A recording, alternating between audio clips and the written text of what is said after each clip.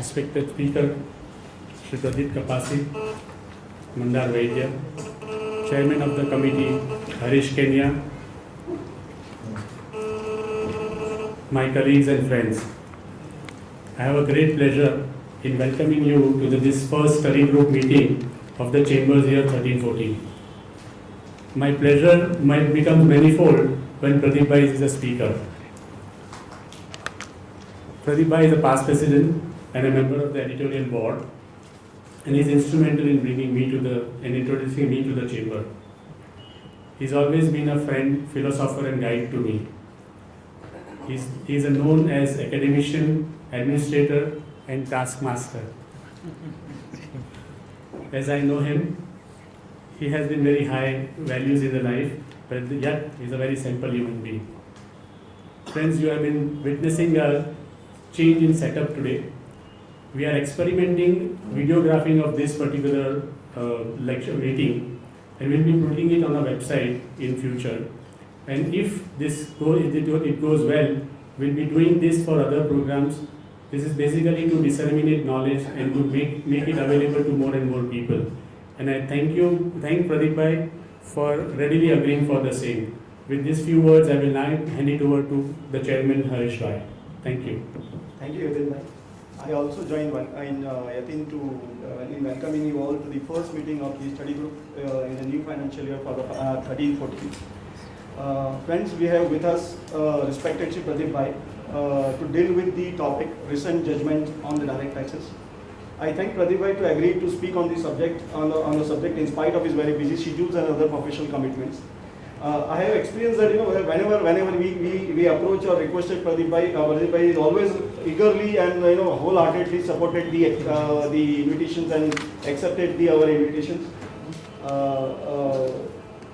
which exhibits the strong commitments for the chamber towards the chamber. Friends, in our daily routines and for any new beginning or a new year starting, so we always have a practice of having blessings of the seniors or the guardians of the family as such.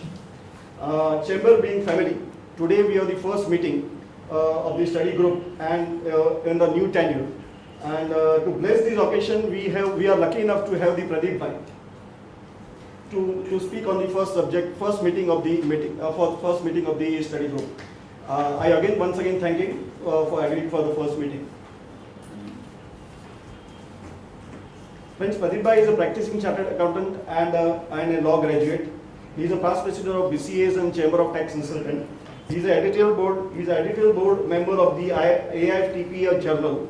And though he has given his biodata very short, I add one more quality which he has not mentioned. That he is a great believer of the sharing the whatever knowledge he has. So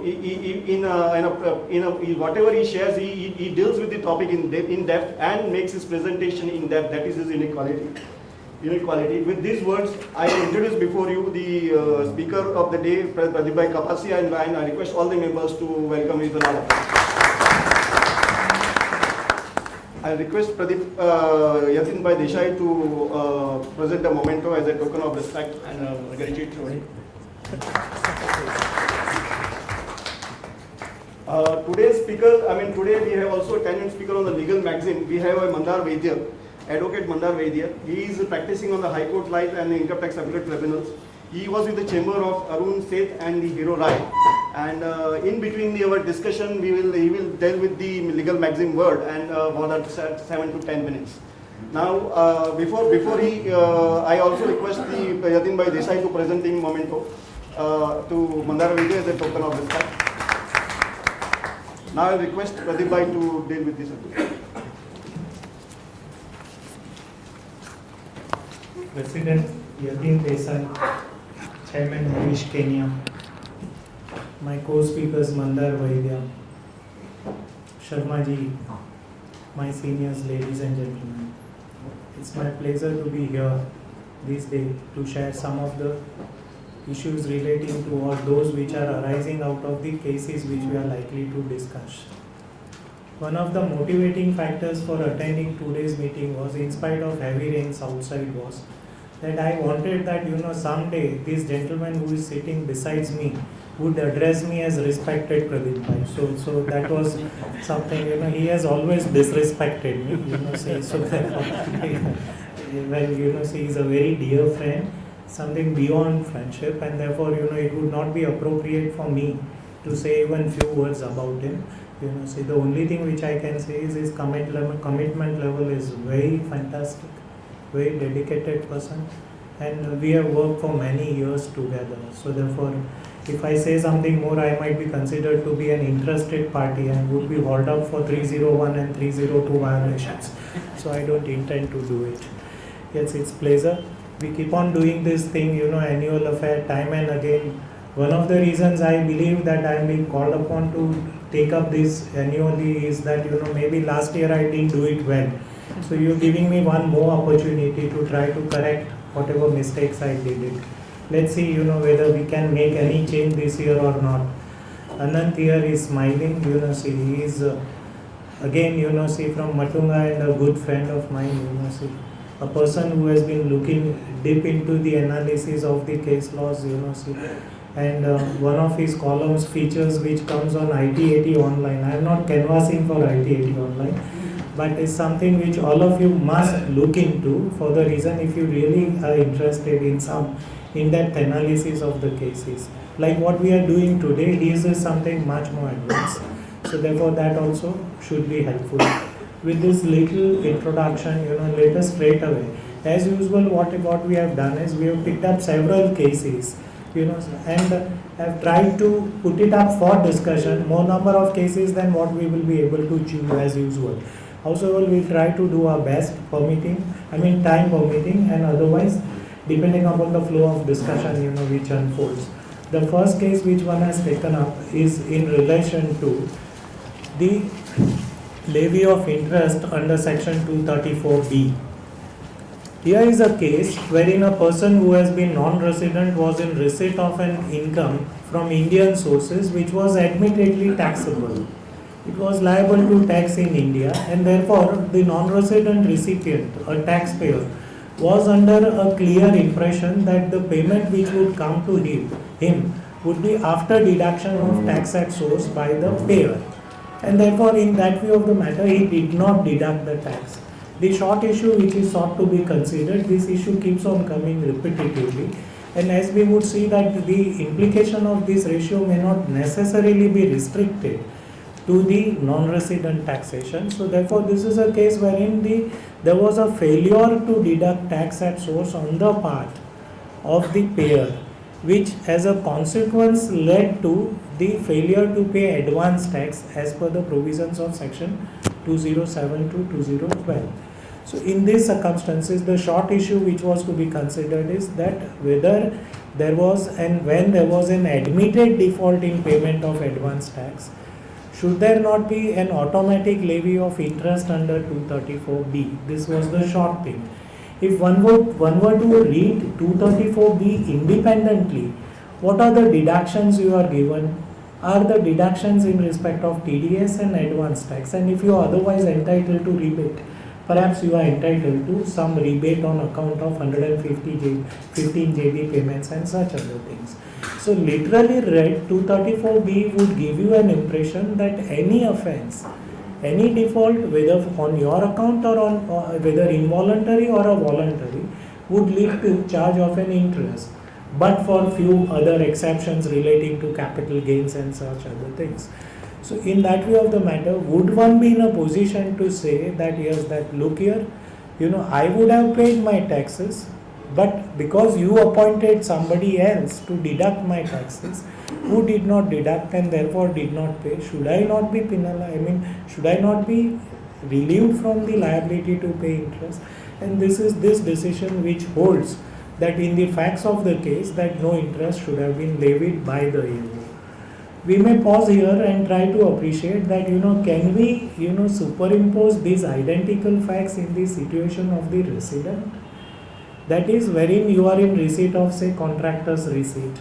Somebody is liable to deduct tax at source. The fellow fails to deduct tax, and eventually you make it up because no tax was deducted. So surely no credit would ever be given to you.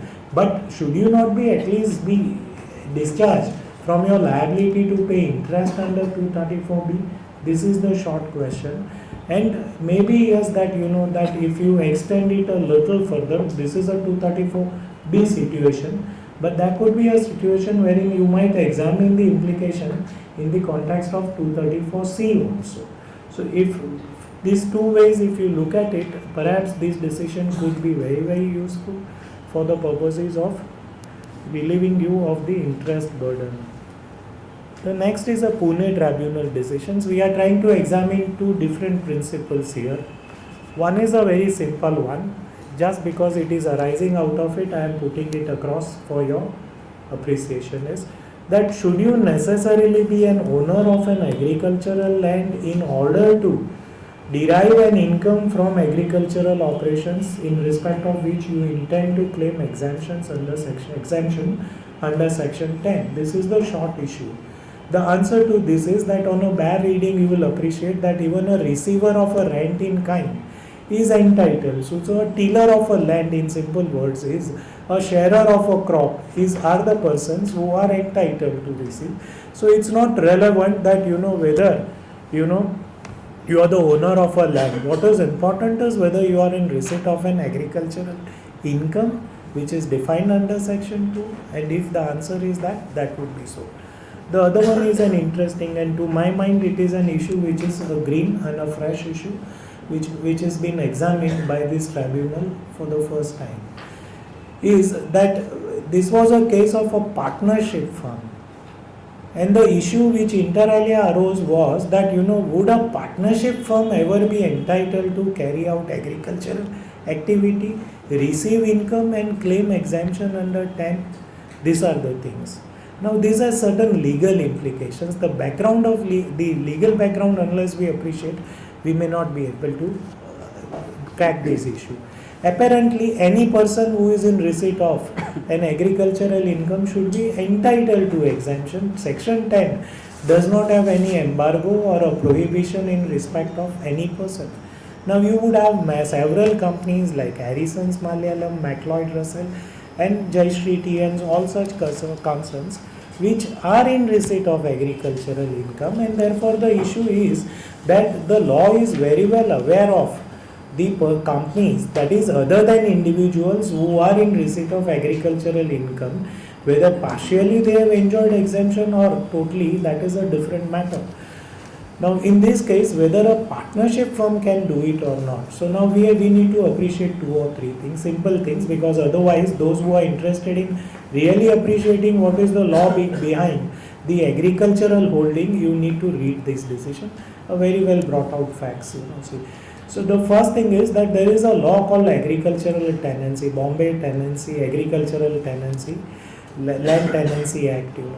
Now this primarily requires that a person who can be an agriculturist or who can be holding the land either as an owner or as a tiller has to be an individual, and he should have been himself carrying out the operations, or he should have been carrying it out through somebody with him he is sharing the crops. So this is a fundamental assumption under an act which is an old act of 1948.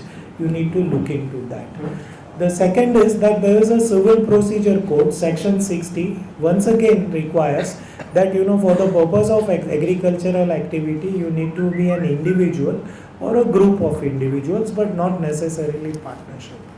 The third is when I gave you examples of companies that under the state laws the state government is empowered to allot lands for the purposes of carrying out plantation activities, that is rubbers or the tea, coffee, cardamom and such other things. So there is a specific enactment which authorizes the state government to allow the operations to be carried out by the limited companies. So in that view of the matter, that there was a strong opposition from the revenue authorities stating that that how would a partnership should be permitted to that. After considering all that which I have put before you, is the tribunal was of a simple view that look, you please show us that under this law, that is law of income tax, where is the prohibition? If there is none, then permit us to proceed with the exemption, and that is what the tribunal has done. Well, one would believe that yes, that implications of other laws, see the legality of other laws, the carrying on of activities, whether it is authorized or not, are factors which should surely determine the character and the color of income in your hands also. So therefore, it's a decision which one will have to take with a pinch of salt. Howsoever, it is a standalone decision which could surely be useful. I have come across some cases wherein I have seen that, as an association you might get through this. As a body of individuals you might get away with this. But as a partnership, say, would you be in a position to do so? It had not been the case of the tribunal that this is a compendium of persons and therefore we are inclined to allow this. A partnership being a compendium of persons, if you take and give it a different treatment by treating it as a body of individuals or an AOP is a different thing. That had not been the case. So I would welcome this decision, but with a little concern about it. The next is a decision which has several propositions. Primarily, it is a case which concerns itself with amalgamation of several companies. One company had taken over, several companies in the process of amalgamation. There were issues relating to slum sale, there were issues relating to takeover business, off business, there were issues relating to the carry forward of the depreciation and the compliance of the 3/4 holding of the asset. There were also issues relating to attaining the production level or not, all such things, and filing of such other thing, and in which year all this should have been complied with. So there are a few things which we'll just try to look into. That is, the first issue which impressed me was that it was the case wherein for a slum consideration, amalgamation took place, and the assets and liabilities which were transferred included stock in trade also, whose value was in the region of about 1.70 crores of rupees, whose market value according to the AO was in the region of about 5 crores of rupees. So, and as he saw that that most of the assets have been taken over as a book value, he felt that the material difference was on account of stock in trade, though stock in trade also was taken over at a book value. So he felt that the difference which is represented was representing the increase in value of the stock in trade which was sought to be brought to tax under the head business income. It was the case of the company that this is a case of a slum sale, and you will not be able to disintegrate the stock in trade and therefore assign value only in respect of one of the components of the total slum sale. This is the argument which prevailed with the tribunal, and tribunal said that yes, that you would not be in a position to do so.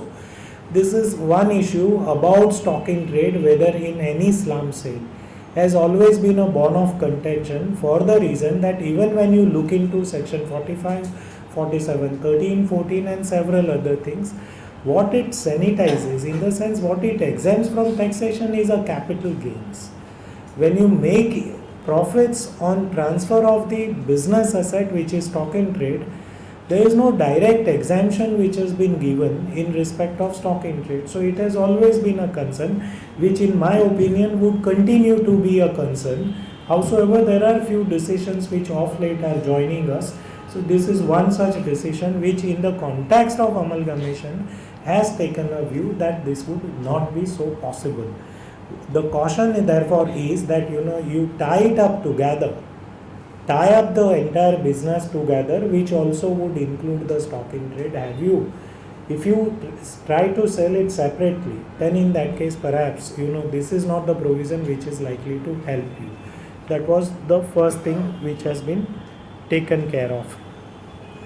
The other one was an interesting aspect, that in this case two companies were simultaneously taken over by the amalgamated company.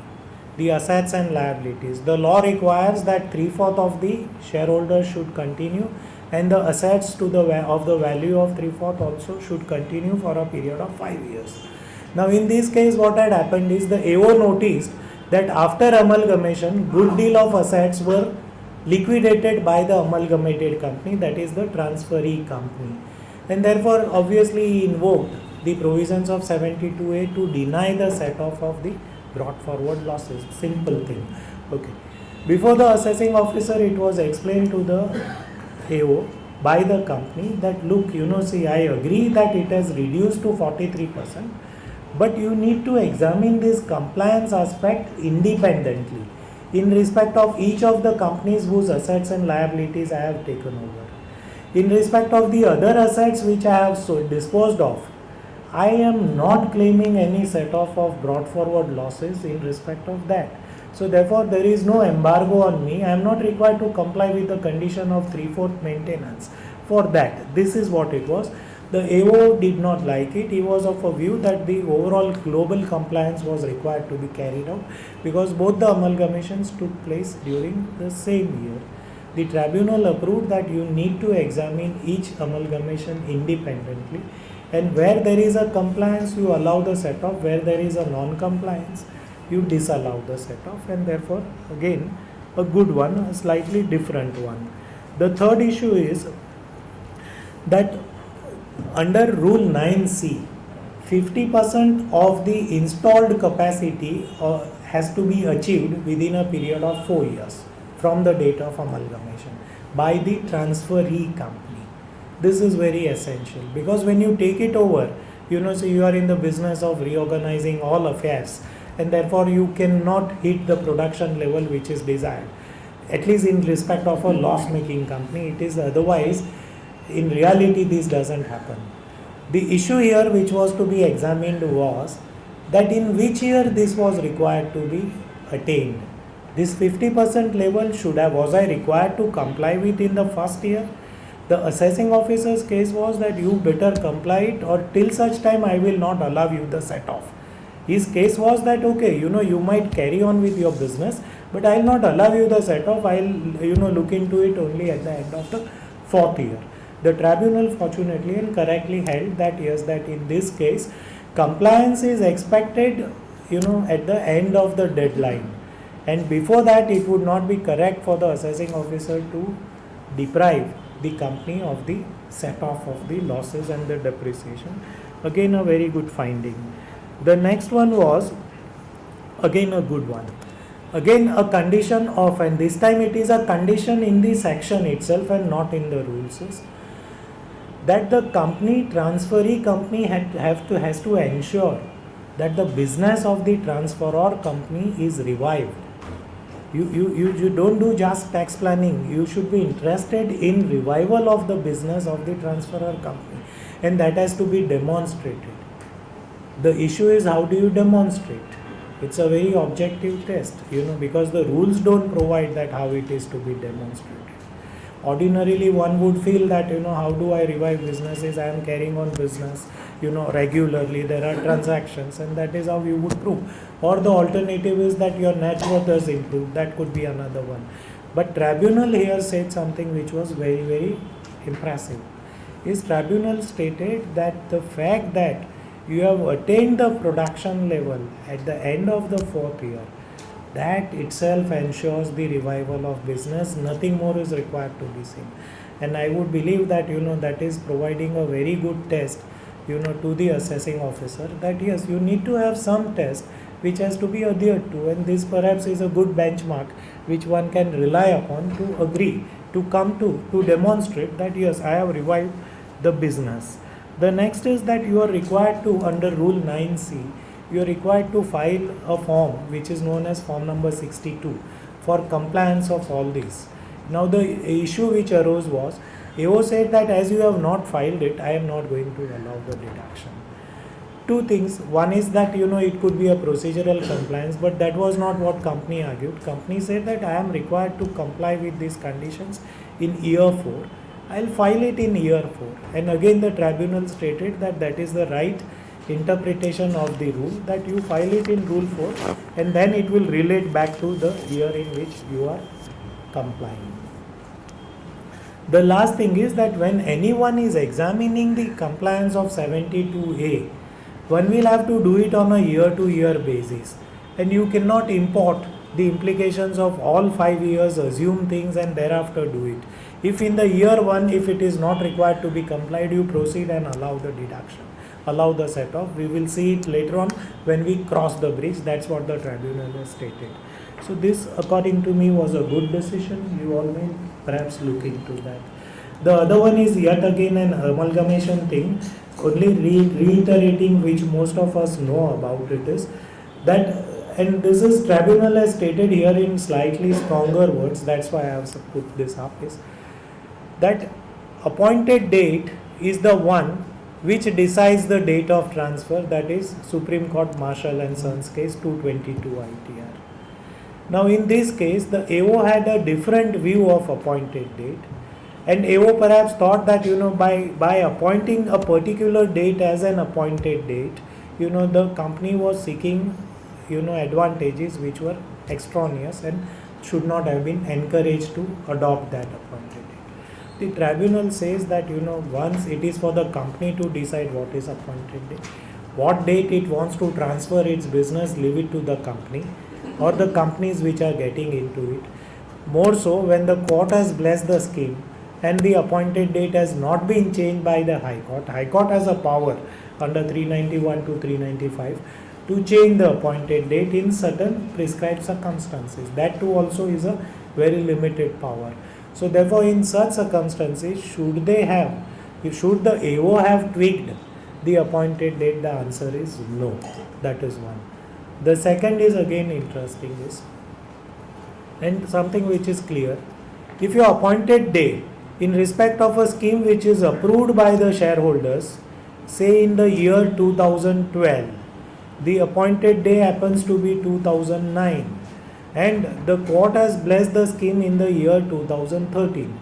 The issue which arises for consideration is my set off, my taxation, everything. My clubbing, would it be with reference to 2009, 2012 or 2013? And again, tribunal confirms what Supreme Court has confirmed is, but there is always a doubt as regards this whenever amalgamation happens. What should be the date? Because amalgamation is a lengthy process, especially when you have bigger companies, getting into it, it takes years. And in between, you need to comply with the law, you need to pay taxes, you need to comply with 17B and several other things, books of account, audit, filing of return. Now some would take an adventurous view, where under one would say, I have, my scheme is approved by the creditors and the shareholders. Now from 2009 onwards, say I will file one return of income. Some would take a view that, okay, let me not, take a very adventurous or a bold stand and I will file multiple returns, thereafter let it be rectified. Most of us follow the later route, so that later on there are no issues. Supposing if amalgamation scheme is challenged later on, which happens routinely, court does not approve, which is rarely, but then all these are the issues. So in such cases, see what should be the year from which the set-off should happen. The simple answer is from the year that is in which the appointed date falls. All your clubbing would start from that date. This is one more observation which has been made is, like if you are aware that there is a famous Vodafone's case in Gujarat High Court. We are not talking about the other decision. This is that Gujarat High Court, the issue was that amalgamation was sought to be disturbed by the department at this stage in the High Court in 391 under the Companies Act, because it was one of the parties to the scheme. So therefore the revenue department wanted that this amalgamation should not be permitted. What was the ground? That if the amalgamation was given effect to, then there would be huge revenue loss or perhaps huge revenue gain, tax gains for the parties, and therefore it was sought to be disturbed by the revenue authorities. The Gujarat High Court stated that that is not. If tax is the only obstacle, then we are not impressed by your things. Otherwise, if you have any lawful difficulty, we will surely address that. Now, here the case is, again, time and again the authorities would take up this cause, and here the tribunal is saying something interesting.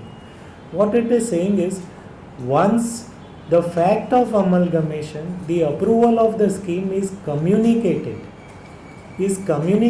to the stock exchange. Now, this is different than the court. Is communicated to the stock exchange, and stock exchange otherwise is looking after the affairs of the company. He is not disturbed about the communication, has not taken any steps in relation to that. then in that case the scheme should otherwise be considered as one which is a viable scheme. So first we looked into something else as regards the amalgamation, different authorities are deciding. Here again, see that stock exchange itself, placing of stock exchange itself is considered to be a sufficient compliance. Then this is a Rajkot tribunal decision. The sole reason for taking it out is that it is trying to say something which is apparently not palatable, and therefore this was a case wherein the assessee against whom an appeal was preferred by the commissioner to the tribunal, assessee was the respondent, had filed a cross objection after almost 2 years' time. The issue that arose was that whether the delay in filing cross objection should it be condoned or not. Simple thing. The first thing which the tribunal stated was that you should be under a bona fide belief that that cross objection was not required to be filed immediately. So delay has to be explained. If it is for bona fide reasons, we will condone it. Good one. Okay, something which one should not have any dispute with. The other part. So the assessee sought to explain the delay by stating that look here, there is a change of counsel. The person who had been representing me was the person at the time when cross objections were put before his or put on his table. At that time he said that there is no need to file cross objections. Now I have changed my counsel very recently, who has advised me to file the cross objections, and impressed by his advice I have filed this. The tribunal stated that that is not something which could be considered as a bona fide belief. This is what we need to keep in mind. Tribunal stated that a counsel's advice is not necessarily a bona fide belief. Yes, it cannot explain the delay in filing. You had a counsel earlier also. If he had taken a conscious decision, a professional view was taken not to file, then that cannot be a ground. Only thing is, yes, we can keep on debating on such trivial issues. What is very important is that if an assessee is otherwise, whether assessee or the department, if he is filing a cross objection or an additional ground, if it is germane to the issue which is being discussed by the tribunal, why would one frustrate it on account of the technicalities? That is a simple thing. Basically, we all must appreciate that tribunal also is not a court of law as such. Okay, right? It is a creature of the Income Tax Act. So therefore, the idea is to dispense with justice. All these tribunals all over the country primarily are constituted with the sole objective of ensuring that technicalities should not impede the dispensation of the justice. This is what it is. Howsoever, this is a decision which to me terribly disturbs, in the sense that even a counsel's advice, what is wrong? I was not being advised properly, somebody looks at it differently, allow him to present it. You might finally reject it, but at least admit the objection. That is what it is. Okay. The second is also something which routinely comes up and one has to routinely address also. You will appreciate that whenever you have a case, and on the date of the hearing when you are happy, when you are most happy is when your matter is covered by your own decision in an earlier year. So you are very comfortable, reach there at 10:30 only, you are not scared, you don't carry any books with you, and the only thing which you say is my matter is covered. Now the DA stands up, and would say that, so what matter is covered. I would like to inform you that we have preferred an appeal before the High Court. So because we have preferred the appeal before High Court, you should discuss this case and decide it on merits. This is the law of precedent normally would require the tribunal to follow its earlier decision unless the facts are shown to be different or such other thing. So here is a case which says very clearly in very simple words is that you cannot keep on arguing like this. If a matter is pending before High Court, let it be pending. Right now we are required to address this issue, and therefore we would go ahead with this adjudicating this appeal before us. So this is the second one. The third one also is a routine thing. is a case wherein, when you say that yes, that my case is covered, maybe not by my own matter, by some other matter. The other side also, because of the availability of information, on thumb these days, is that he will also, show another decision which is perhaps a different decision or dissenting decision. In such cases, the issue is that what should be the course open to the tribunal is.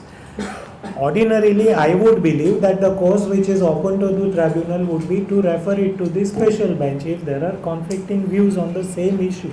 That's one. But here is a case that if my case is covered, then in that case, should it not be so that, that a beneficial view should be taken by the tribunal instead of referring it to the special bench. This is the view which is sought to be examined, and the tribunal in this case has stated that we would rather be guided by the beneficial aspect of this. When there are two views, a view in favor of the assessee should be taken. Perhaps the idea here was that they were concerned with deductions which are incentive based and such other aspects, and therefore beneficial view otherwise also was